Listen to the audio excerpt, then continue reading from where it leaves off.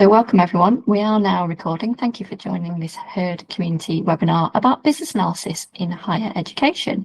I'm Christina Lovelock and I'm going to let the panel introduce themselves, starting with you, Carys. Good morning everyone. So I'm Carys Hayler. I lead the business analysis team at Cambridge University. I've been leading the team for about 4 years now, and before that I was a BA in the team for a couple of years as well. Carys. Jo. Morning everybody, my name is Jo Fahy. I'm a senior business analyst at the University of Manchester. I've been here at Manchester for a couple of years, and previous to that I was working as a business analyst at the University of Liverpool. Thank you, Jo. And Matt. Good morning everybody, my name is Matt Cameron. I'm the head of business analysis and architecture at Northumbria University in Newcastle. I've been in this role now for just over 4 years. Prior to that, I worked in the NHS, and previous to that, I've worked in charities and for some large blue chip organisations in the private sector as well. Thank you so much, Matt, and welcome everyone. Thank you everybody for joining us. We have some questions that I'm going to be putting to the panel, but you also have the opportunity to ask questions as well. So do put in the chat the questions that you would like to ask the panel. We're also going to use this time for a bit of community therapy. So if there's challenges that you're facing at the moment, I'm sure that whatever your sector in, we're facing similar challenges across a lot of different BA roles and leadership roles. So put any challenges that you're facing into the chat and we'll see if other people are experiencing those as well. So please do use the chat, feel free to do that. I'm going to stop presenting that now so you can see our panel a little bit better. And I'm going to start with you, Carys. Why do universities need business analysts?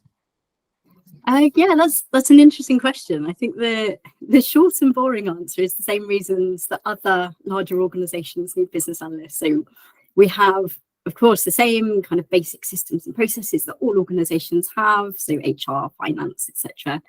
But I guess more specific than that, and from a Cambridge point of view, Cambridge in particular is an 800-year-old organisation. We're a collegiate university, so we have 31 colleges, we have 150 departments, and that comes with a lot of increased complexity. And business analysts, in my experience, are excellent at making sense of complexity.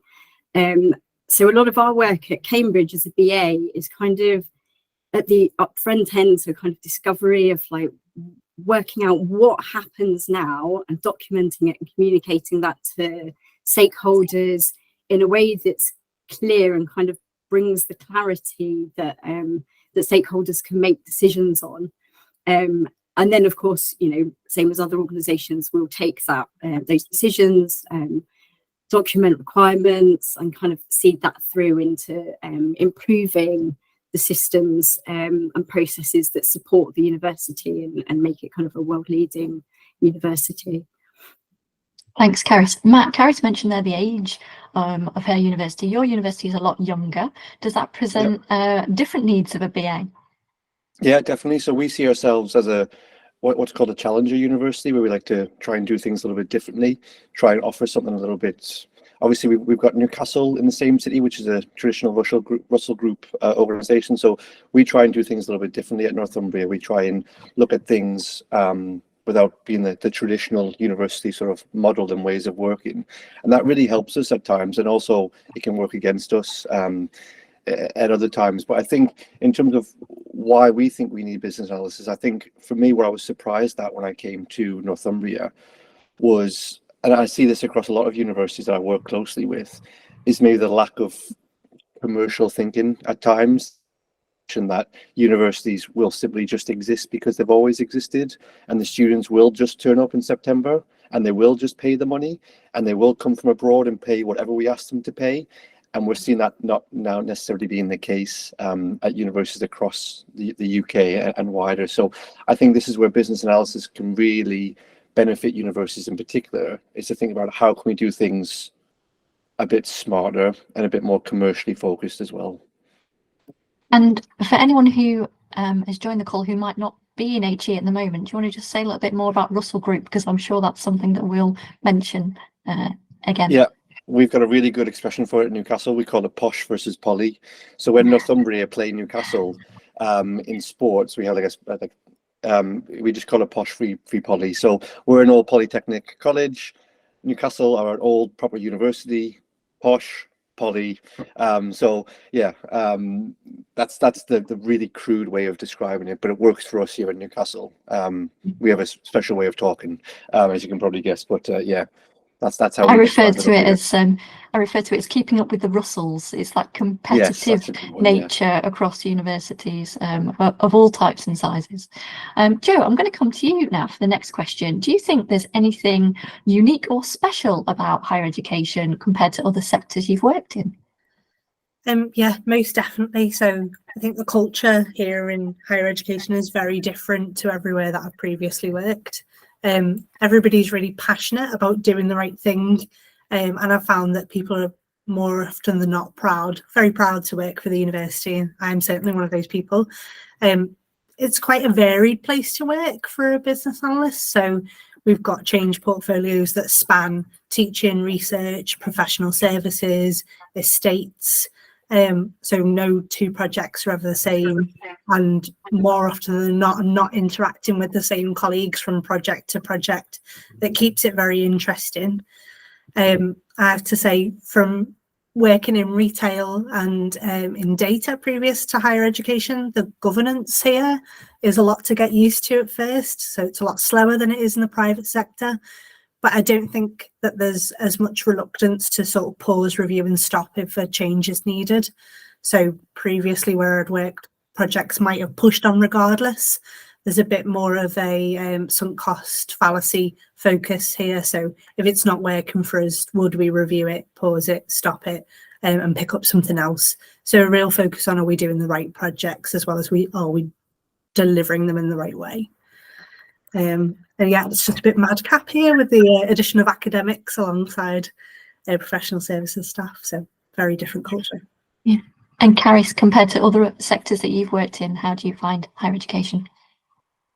Yeah, I definitely echo what Joe said about the kind of the people. I think a lot of people here are wanting to do the right thing for the right reasons, and I think higher education really attracts people who want to make that kind of difference. So in our case, as a research university, people want to kind of help with advancing research and education, and some of us as BAs, I'm never going to be a researcher, but I can kind of contribute to that. And I think that's, the people's attitude is definitely something that I found different to other places I've worked. I think the other thing from my point of view is Cambridge University in particular is the most complex place I've ever worked. But it is also the most interesting because of that reason. You're never bored as a BA here. There's all kinds of things to uncover. That's just really interesting. And if you're interested in the work that you're doing, I find that people are more motivated as well. So people are interested in what they're doing, and as I said, doing things for the right reason, which I think is one of the real positives about working in higher education. Matt, what sectors had you worked in before HE? So I worked for a global engineering company. That was my sort of where I started my career, and their main focus was really on continuous improvement and Lean Six Sigma. So that's sort of my background, and I sort of fell into business. And I'm sure this is a similar story for everybody. No one sort of sets off to be a business analyst. Well, back when I started, no one sort of sets off to be one. You sort of fall into it somehow. So I came out from a continuous improvement Lean Six Sigma point of view through the engineering company that I worked for, and worked all around the world. And then I moved to an educational charity, a local educational charity here in Newcastle, and then moved on to the NHS. So it wasn't sort of on purpose that I then ended up in HE, but it seemed like, I haven't really worked in this sector before.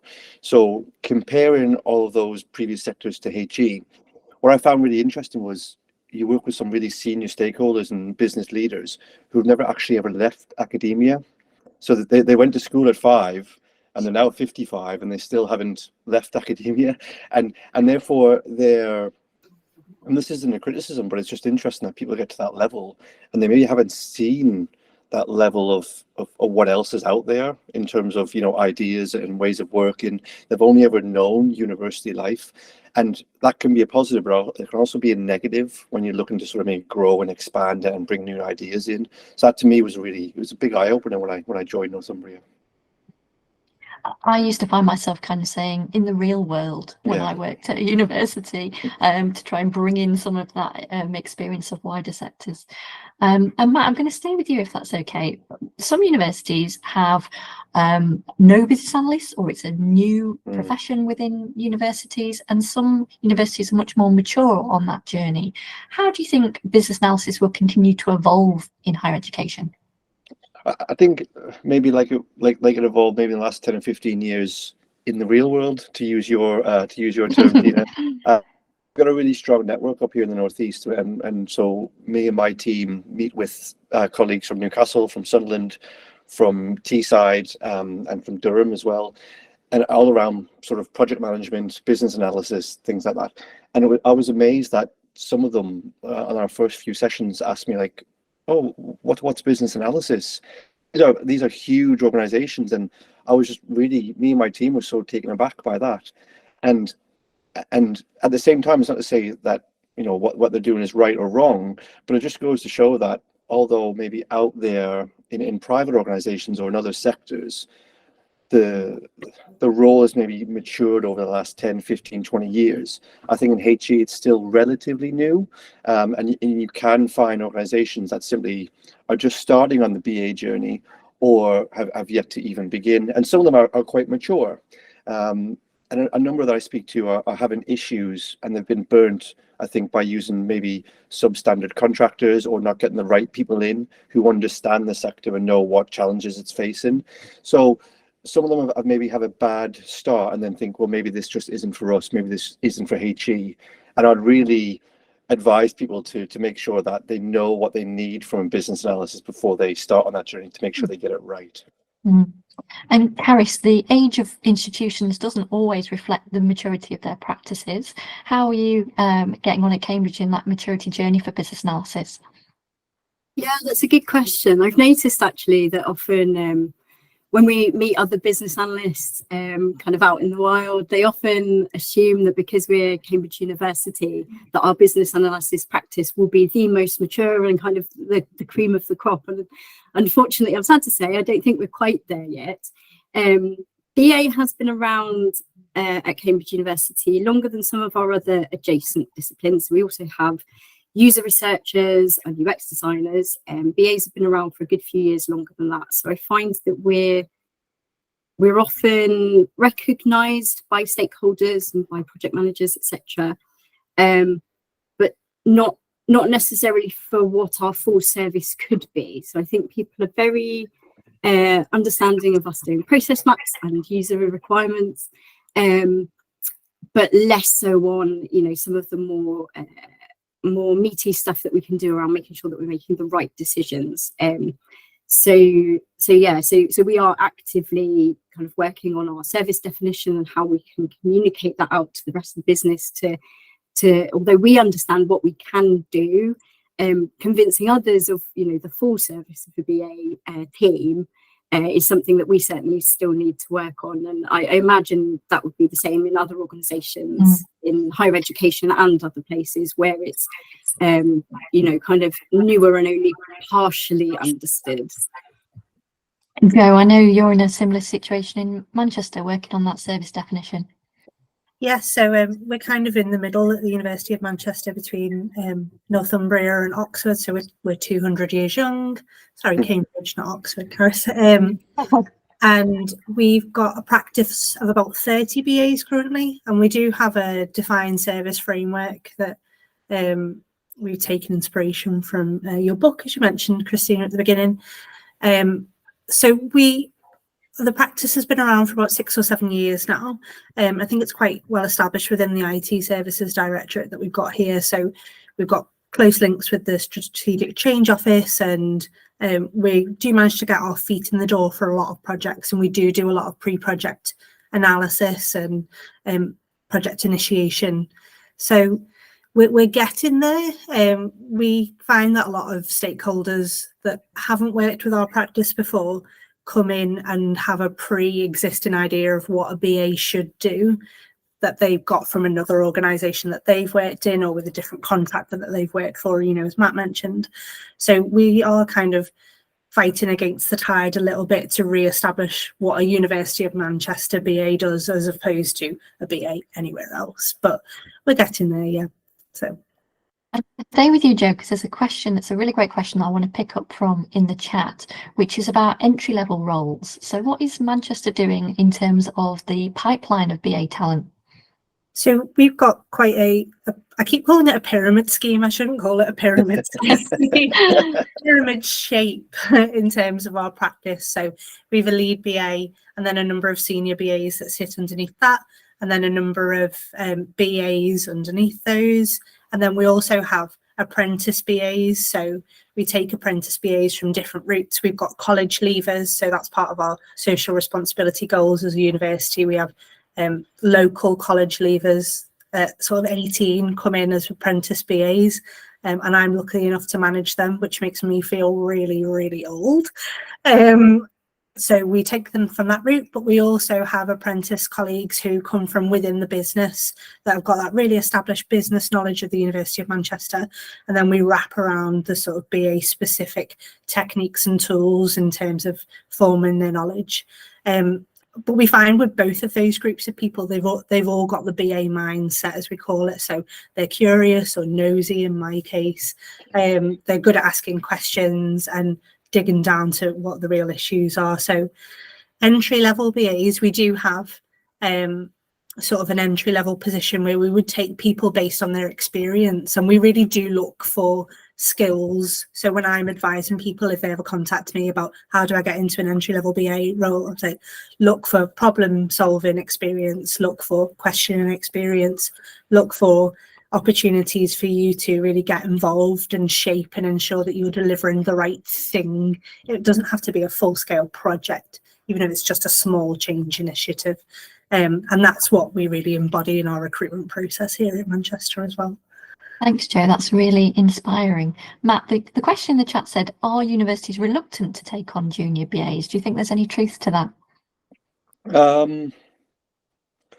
I can only speak for Northumbria, and at times it has been a bit of a challenge, if I'm being honest. In the past, Northumbria have wanted someone who could come in, hit the ground running, and return that, have that return on investment.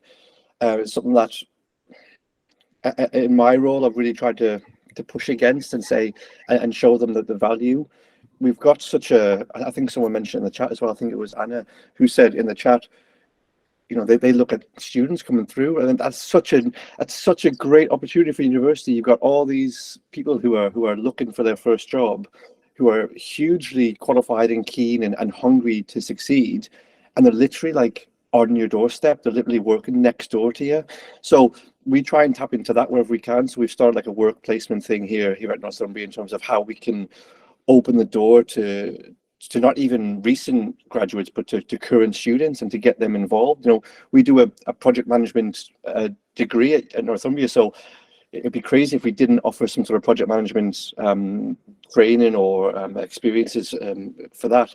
So what we've tried to do at Northumbria is open up that sort of pathway to current students and recently graduated students. And what I've been able to get approved in the last 9 to 12 months is not an entry-level BA role, but it's an entry-level continuous improvement role, where people who maybe don't have the qualifications or don't have the necessarily BA experience, that's very hard to come by. We bring them in and they join part of our projects, and they work with our business leads on our projects to make sure that when things are going live or things are being developed and requirements are being pulled together, that these roles sit very closely next to the business, between the BA and the business, to make sure things actually happen. Because there's always that thing at the end of a project where the BA is done, things get maybe sometimes thrown over the fence and go, right, off to you, it's BAU now, and there's a big drop off. And these guys now are filling that gap, whereas they pick up from the BA and with the business and make sure these things actually get pushed through, any issues get reported back. So we've had 3 new roles join us in the last six or 7 months, I think it was, that report directly into a BA. So it gives a BA line management experience, which is great, and form part of our wider team. So that's how we've sort of gone about that, because the business were reluctant to bring in people at that more junior level. That's brilliant. And there's never a good time to bring in entry-level people. You always want experienced people, but you have to sometimes make that investment in the future. Carys, do you want to build on that idea? What are you doing in terms of talent development pipelines? Yeah, it's an interesting question. So we, at the moment, we have just business analyst and senior business analyst roles in our team. And it's something that we've wanted to change for a while, and we want to bring in the kind of more junior roles.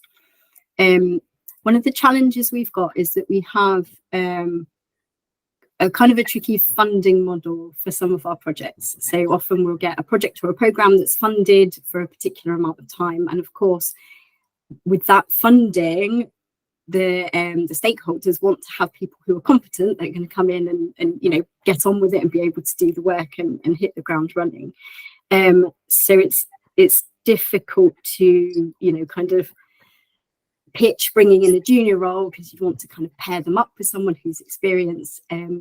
So we're kind of getting there. So we've got plans for that to happen from within our kind of permanent funding model that sits within our team. It's a little bit slow going. The university does offer a BA apprenticeship for existing staff, which we haven't used in the team because, of course, we're bringing in business analysts who are already competent. But what we have done is worked out what that path would look like from apprentice through to junior, through to BA. So we are developing that kind of talent pipeline. But we haven't quite got there yet. So yeah, so like I say, I think, you know, what we've already discussed, that projects, and particularly in such a complex environment, need people who are competent, or at least juniors that are paired with somebody who's competent and able to give them the time to develop. So that's what's kind of held us back, really. It's like we want to make sure we can fully support somebody who's coming in at a junior level before we just bring them in and expect them to you know, kind of get on. I think that's really important. Yeah, thank you. And we've had a great question from Dan in the chat. So we've talked a lot about recruitment. What about retention? How do we keep hold of great talent in this quite competitive market? Jo, what are your thoughts on that? Lock the doors. It's challenging, you know, sort of, there's no reason to beat about the bush. That I think there are other organisations, you know, can only speak for Manchester, but there are some points where we're unable to compete sort of with the salary that is offered with some private companies. You know, contracting money is crazy at these days with the sort of push for the skills in the market. But we try and offer a competitive package in the round. So I'm a firm like advocate of the 35-hour week rather than the sort of 45 hours I might have been doing in the private sector. And I think the sort of long-term benefits of pensions, bringing your whole self to work, there's an encouragement of being, you know, a genuine, authentic person here at University of Manchester, and I found that wider within HE as well. So the package, it's more than just the salary. We have just recently started a sort of skills matrix piece of work that we're doing within the team as well to upskill our colleagues. So we do want colleagues to upskill themselves and then move on to bigger and better opportunities, but we would hope that they progress through the pathway that we've got as well and stay and become senior BAs here. But it is a challenge, and I think any ideas that we can take from colleagues in other institutions, we will more than gladly hop in. You've just used one of my trigger words there, Jo. Skills matrix is one of my least favourite techniques, but I think we might have to have another webinar about why that is another time. Matt, do you want to build on anything there about retaining good people? Yeah, there's an expression, isn't there? Like, you know, people don't leave organizations, they leave managers. And I don't know how, is that 100% right?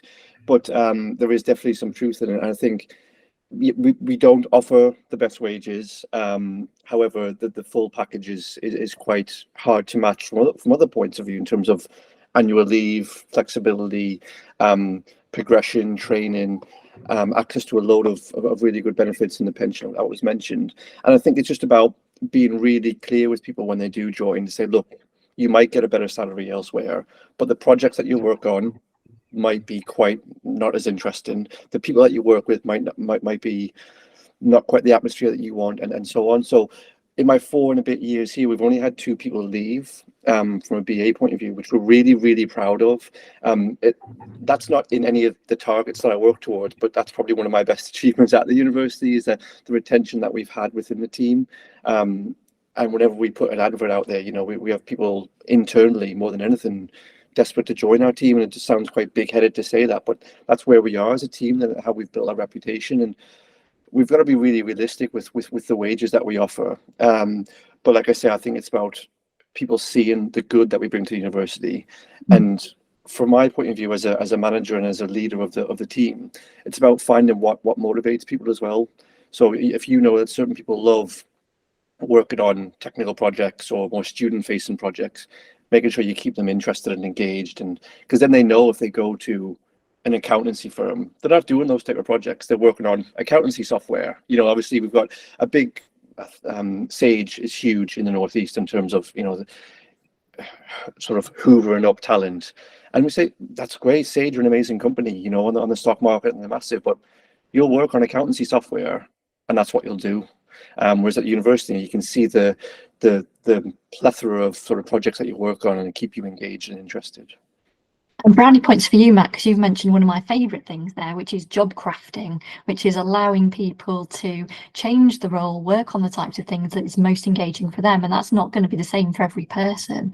There is another question in the chat that I want to pick up on, which is from Jonathan Campbell. Hi, Johnny, shout out for you there, about career pathways. And Joe, as soon as you mentioned your pyramid scheme, do you want to talk a little bit about the career pathways at Manchester? And also, what do you see BAs going on to do outside of a BA role?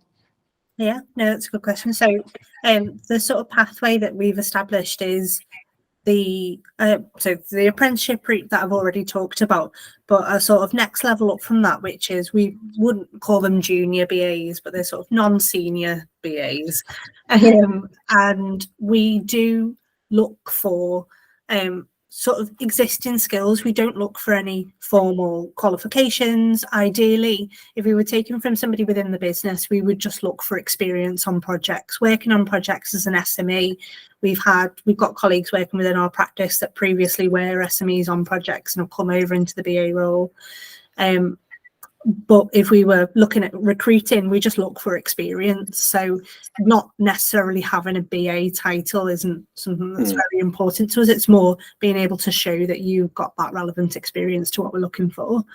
And then in terms of progressing through that pyramid scheme, I feel like I am going to get pulled up on that for anybody's on Manchester.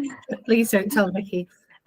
So we would look to try and give colleagues that are non-senior BAs access to line management experience. So whether that is managing small pieces of work on behalf of other colleagues, mentoring other colleagues, working independently on projects, and then managing SMEs' time that's underneath them, or sort of just taking up almost secondment opportunities in terms of, we have a lot of people, we have a matrix line management structure, so there's always somebody that's in need of a bit of extra support. And that's mainly what we would look for to step up from a sort of BA to a senior BA. Have you got that experience in leading? Have you got that experience in management? And can you really show that broader set of skills that is outside of the process modelling and outside of the requirements gathering? Thanks, Joe. And I think the comments were mentioned in the chat, I think by Anna as well, which I think are really underused as a tool within organisations. But what I would also say is, don't wait for secondment opportunities to be presented to you. Speak to the teams and the roles that you think would be great for you to get experience of, and approach them and talk about the opportunities for secondment. Sometimes it's about creating the opportunities as a creative solution to the resourcing challenges that we all face. So I want to think a little bit broader than HE now. Carys, what are some of the challenges you think are facing BAs at the moment, more generally?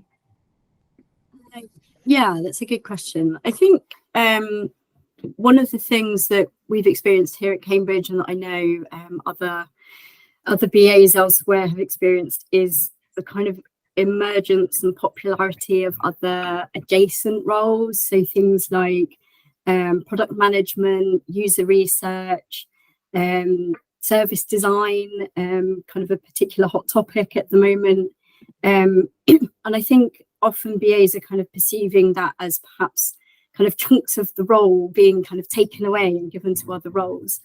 And I think it's kind of a fair thought, but I think the challenge for us is these roles are unlikely to go away anytime soon. So then we need to respond and think, how can we work with these other new roles that are coming in a way that we don't lose, what business analysis is and where our specialisms really lie. So at Cambridge, we've got most of those roles that I mentioned. We don't have service designers yet, but we do have product, user research, UX design.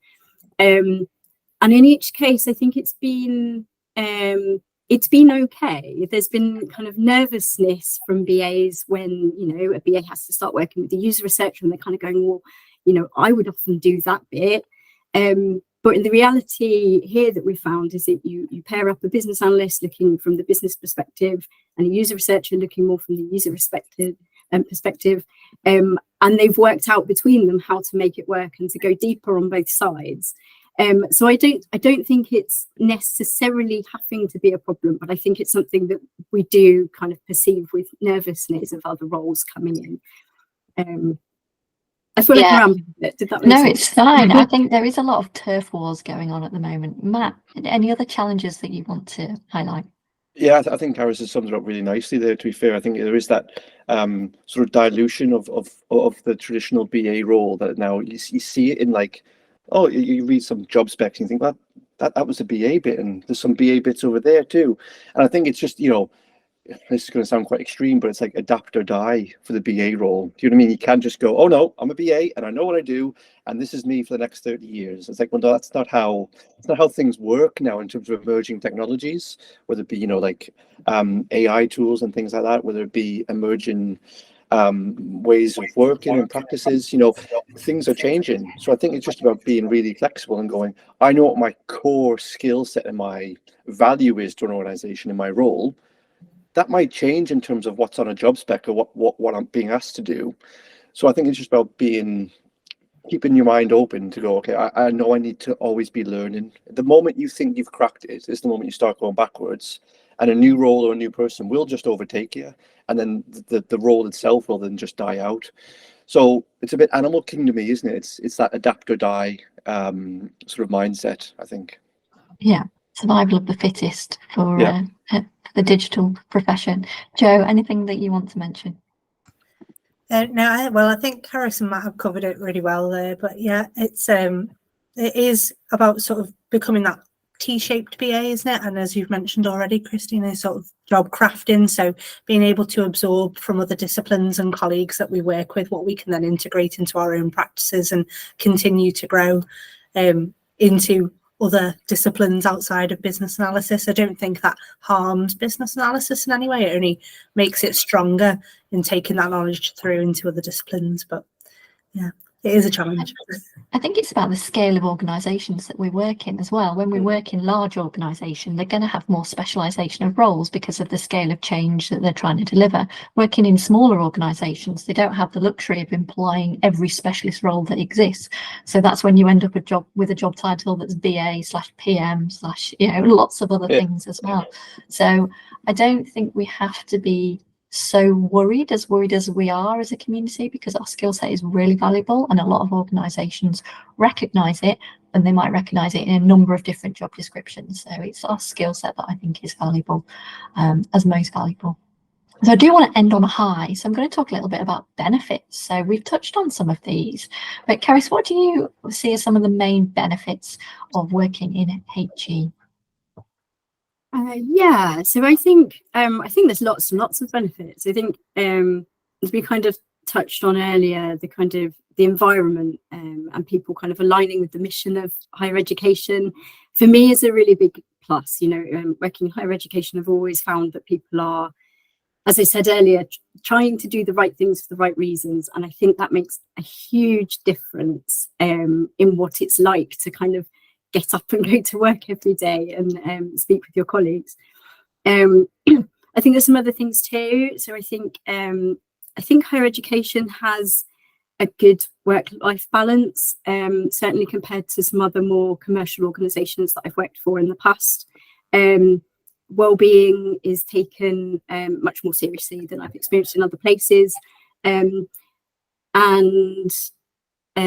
You know, at Cambridge, we have flexibility of hours. There's a really good kind of annual leave allowance, which is 33 days, which I've not seen in other organisations very often. The pension's very good. So, you know, if you're looking at those things as kind of a whole package. But the thing that really, I think, keeps me here is that the work is genuinely really interesting. And no two projects are the same. So if you're a business analyst working at Cambridge University, you'll work on one project and you'll come across really interesting things very, very frequently. And then you move to work on another project and the same thing happens. So it's that kind of, it keeps your motivation and your enthusiasm going. So I think for me, those are the things that I would kind of call out as, you know, it being a really great environment to work in. Yeah. And Jo, something that a few people have said to me is that if you don't have a degree yourself, how does that impact you being able to work in an HE environment? What would you say to those people? I don't have a degree, so I started a creative writing degree many moons ago, never finished it, and went into retail, and then I was a travel agent for a long time, which is where my BA career started, trying to figure out what people actually want. So I don't think it holds you back at all. Initially, there was some surprise when I first started working in HE and didn't have a degree, because I think the culture had been for such a long time that was the sort of front and center of what you needed as a prerequisite. But I really think we're coming away from that attitude now. You know, as long as you can talk to people in a sensible way, then nothing's holding you back, I don't think, from pursuing a career in HE. And as Carys has said, it's so beneficial to work here. It's just such a lovely culture, and being able to work with really passionate people is what keeps me coming back every day. Yeah, I really agree. Don't let your preconceptions be a barrier for what you think a career in higher education looks like. That's Matt, any benefits that you want to highlight? Yeah, I think the thing I enjoy most about working in HE is being able to see the work that you do happening around you. So sometimes if you work for large multinational companies, like you work on a project and go, I guess that's worked well. I guess people see benefit of it. Our biggest program that I'm working on at the minute is the customer experience program. So like students experience while they're with us. And I see things changing on campus. I see students like using our new services and things that we're rolling out. And it gives you such pride that you know, you're impacting on these students' experience while they're at your university.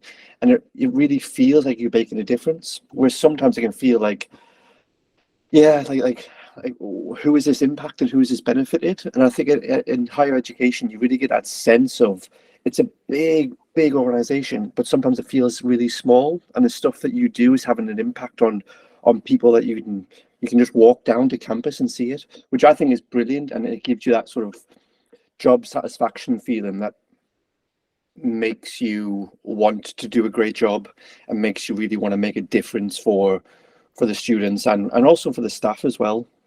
So for me, that's a really great benefit to working in HE.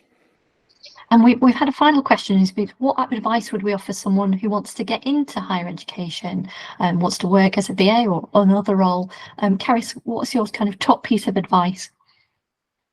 Yeah, that's a really good question, actually. So myself, I don't think I've ever really differentiated between higher education or any other sector that you're interested to work in. So if somebody's particularly interested getting to work in HE as a BA or otherwise, I would look to just try to understand as much about it as you can. Talk to people. So, you know, if someone was interested in working as a BA at university, I'd be more than happy if someone got, you know, reached out to me on LinkedIn and just asked what it's like. So just, you know, try to talk to people and find out whatever you can about what it would be like and whether it will suit you, and, you know, what people think that you could do to build your skills.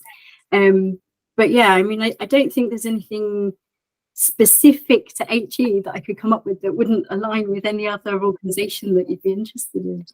I think that's great advice in itself, that there's, you know, there's nothing special about HE, that, you know, there's no, we might perceive a lot of barriers for getting into that kind of environment and that kind of role, but there really aren't. So investigate the organisations that you're interested in working for, make connections. And Carys, you said there, I think all of us are on LinkedIn. Please do get in touch. Let us know if you've enjoyed it today.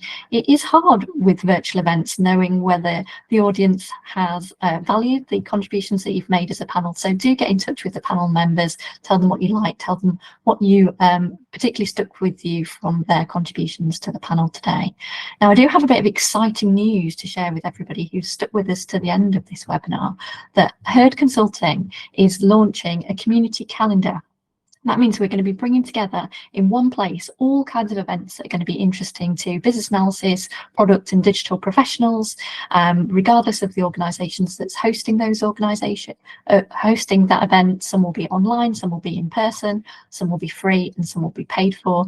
But we just want to highlight all of those kinds of things that are going to be valuable to the community, including things like calls for speakers for events, which are easy to miss. I don't know about you, but I see events and things that are happening on LinkedIn, and like people say, oh, we had such a great time at this thing. I'm like, I didn't know about that. I wish I'd known about it. So this is our attempt to stop that fear of missing out and give everybody those opportunities to attend those learning events. So let's have a look at where this is. Jamie's going to put the link to that. It's Heard Consulting /events. So this is what it looks like. You can have the opportunity to tell us about your events or events that you're aware of as well, and we will put those onto our community calendar. So please do follow Heard on LinkedIn and look out for further updates of what's going on in the community calendar. Thank you so much for everybody who has joined us today, and thank you so much to our panel for sharing your insights and experiences with us. Keep following Heard for more events that we're going to be running, community webinars, and potentially in-person events at some point in the future. So we look forward to seeing you all at some of those. Thanks so much, everybody, and enjoy the rest of your day. Thank you. Thank you. Thank you. Thanks. Yes. Thanks, guys.